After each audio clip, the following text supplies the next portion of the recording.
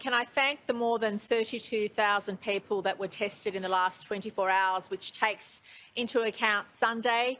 Obviously, that is a good number for a Sunday, but we're really keen to make sure we keep those testing numbers above 40,000 where possible. So I do encourage everybody to please make sure you come forward and get tested with the mildest of symptoms. If you've been at a venue of concern or you've received advice to go and get tested, please do so. It helps us make sure that we don't have those chains of community transmission in the community. Overnight, New South Wales recorded 18 cases of community transmission. 11 of those cases were people that were completely in isolation. 5 of those cases were people that were partially in isolation, and 2 people, unfortunately, were infectious in the community. Now, the lockdown is having its desired effect to date, no doubt about that, but it's still concerning that a number of cases are remaining infectious in the community for that period of time, and some cases have been received are quite historic, so that people have been exposed in the community for a number of days, and that's something we don't want to see. We don't want to see that. And can I also please give a call out to young people? We are noticing younger people coming through and testing positive. And we encourage you to please make sure once you do get that diagnosis, when you're speaking with health officials, you won't get in trouble. Just tell us what you've been up to and where you've been to make sure that we really clamp down on those close contacts to keep everybody safe moving forward.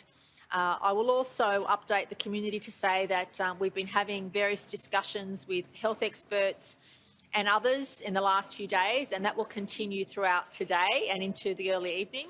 And I hope to be able to communicate to the community tomorrow on what next week looks like. So I hope to be able to provide some information tomorrow, but every minute we have, every last bit of advice we have supports us in being able to make those important decisions. The New South Wales Government's priority is always about keeping the community safe first and foremost, but also having a keen eye on opening up the economy as well, and it's that balanced approach we'll take into our decision making. But I do want to say this, New South Wales wants this to be the last lockdown until we get the majority of our citizens vaccinated. And the difference now to what occurred in the last year or so, since we had the one and only other lockdown, is the Delta strain. This strain is very different to what we've experienced, and if you look at other jurisdictions around the world, we can see that you can't afford to let this get away from you.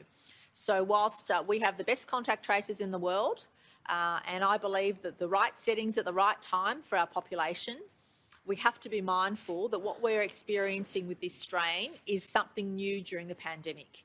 It's not something we've seen before, and that's why it requires a different type of response. We only intend for this lockdown to be the only lockdown we go through, and that will factor into our decision making as to whether it finishes on Friday or whether we continue for a period longer. But I do, again, hope to update the community tomorrow. Obviously, what will be foremost in our decision-making as a government and with my colleagues is the health advice, and also, of course, what we need to do between now and when the majority of our citizens are vaccinated.